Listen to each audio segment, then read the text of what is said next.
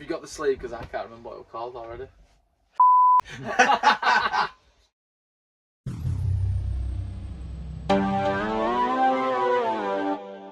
Hey up folks, it's James, JT at the movies, and we're back with Lyndon and with James. Right. And is this vlog number 4 in this series now, Lyndon? I think it is, yeah, number 4, yeah. Number 4, so we've only got, how many to go? 17 and it becomes a habit. Well, there we go. So we're back for movie night. We have picked our first film, which we have already watched, but with the magic of television, we're going to pretend that we haven't, and we will see you after, but somehow before, Space Hunter and Adventures in the Forbidden Zone. We've just watched it. We watched it for sure. We definitely watched it. It was a film. Yeah. So yeah, I bought this week. It was in the HMV sale. It was like $5.99 or something like that. I overpaid. Yeah. I was about to say for like $5.99 is a bit of a stretch for that. This film was just basically a poor man's Star Wars, Dune, Indiana Jones, Yeah. Mad Max, Yeah. everything really, wasn't it? Take all the big hits from the 80s, sandwich them together, and then you pretty much got this film. Yeah, you hit the nail on the head when you said if we'd have watched this as kids and grown up with it, the nostalgia would have been absolutely through the roof. And I imagine that's who this Blu-ray was probably put out for, was people that grew up in the 70s and 80s that would have been, you know, teenagers when it came out and sort of reliving their youth, but coming to it as a group of, 33-year-olds or whatever, and were sort of perhaps sort of not the target audience. I mean, I guess it starts off with such a bang. There's all these amazing like vehicles and these cool set pieces. Paragliders are involved. Yeah. It's amazing. I feel like it's almost like it shows all its hand at the start. It gets you hooked on like the aesthetic. The aesthetic's still there throughout the film. Yeah. It just, the accompanying film does not fit or go well. It's just so meandering. Yeah. They just seem to go from place to place and then meet a group of people, battle them in some sort of weird and wonderful way, and then it has no bearing on the next part of the thing. Like Defeat them easily. they meet some like Amazonian women, don't they, that are like, you know, live underwater and are scantily clad, and then nothing really happens there. And then they meet these guys that are like sort of fatty, fleshy, sort of orc-like people. that like slide in and out of tubes, and then nothing happens there. And then they basically do the Rise of Skywalker before the Rise of Skywalker, and the bad guy's like attached to a crane and it's got like, what did you say? For hands, and said it was, what did you say, Takeshi's Castle on acid or yeah, something? pretty much. Yeah. It was a very, very odd climax to the film with like you say, too easy as well. Like the whole film builds up to it, and it's like, okay, it's over.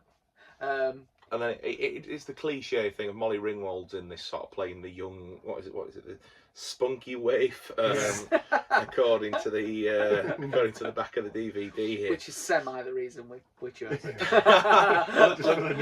Yeah, and you know Peter Strauss plays the lead sort of not Han Solo type character. It was definitely the direction. Yeah, 100%. And he just basically spends the whole film belittling her, and you know, you can't stand you, and you know, get off my lawn sort of thing.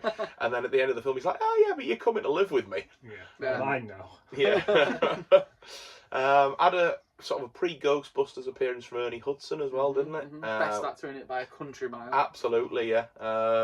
And Michael Ironside played the Villanova dog, the guy who was in the crane with the claws, and what a waste of a great actor. I mean, he gave it 100%. I mean, he delivered. Menacing, and the lines, he really lived that character. But compared to everything else in the film, it was just like, oh, okay. Yeah. I enjoyed it. It kept my attention. I was approaching it more as a comedy. Yeah, true. And sort of, you know, laughing at it rather than laughing with it. Accidentally funny, as all like films of this ilk. It's like it's never gonna be great. Just look at some of its parts. It's never going to add up to something great. Yeah, but it was. It's a fun ride. It was a fun watch. Absolutely, yeah. Yeah, I don't regret watching it.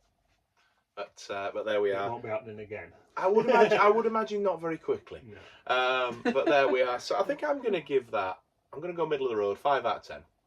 I'm with you. Boom. Straight I was down the thinking middle. 5 before we even started talking. So. Yeah, happy days. It's not awful, but not good. It's watchable. Yeah. Watch it and drink beers, and you'll probably be all right. Yeah, absolutely. And you'll now understand why it was on sale in HMV. So we're going to go pick another film, and we will see you after it. Second film down, final film of the night. Boom. We watched Thief. And this one's a 1981 Michael Mann film starring James Caan, amongst others. We recognised the guy from what we watched last time, Last Action Hero, and Mrs. Doubtfire, amongst other things. Robert, was it Prosky or something like that? Yeah, Prosky. I'll put his name down here if it's not right. I do that all the time. But it weren't what we were expecting, was it? It certainly weren't what I were expecting. No. When you think of the sort of title Thief, you think some sort of heist, you think some sort of like high action scenes, but it's not really about that. It's more about the journey of an ex like sort of coming back into reality, and it's a character drama around a heist that's not the focus at all, really. Yeah, it's kind of secondary, isn't it? I was really, like I sort of just said off camera, expecting more of a, obviously a better quality film than The Bank Job, but more of that sort of a thing of, we've got this job, here's all the planning, here's all the hiccups, here's where it goes wrong, and here's how we either do or don't get away with it. But like what you said, Lyndon, the actual heist itself happens really without any sort of hiccups.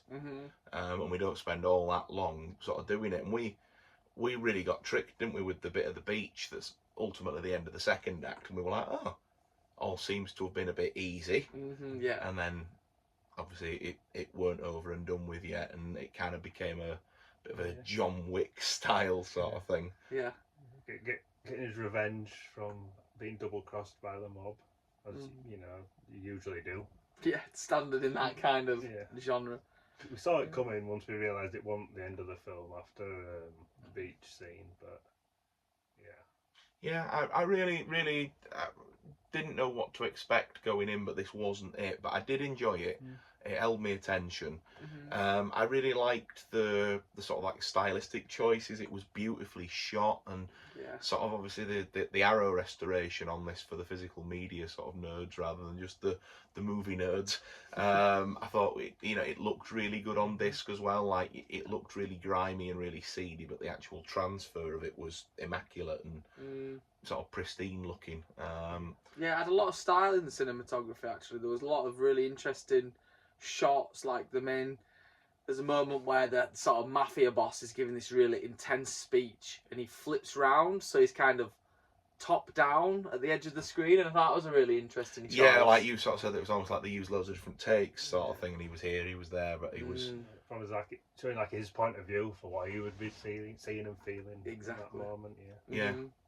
But no, it was a really good sort of character drama. It's a 40-odd-year-old film, so I don't feel bad talking spoilers, but as we discussed off camera, gentlemen, I am a fan of a happy ending. And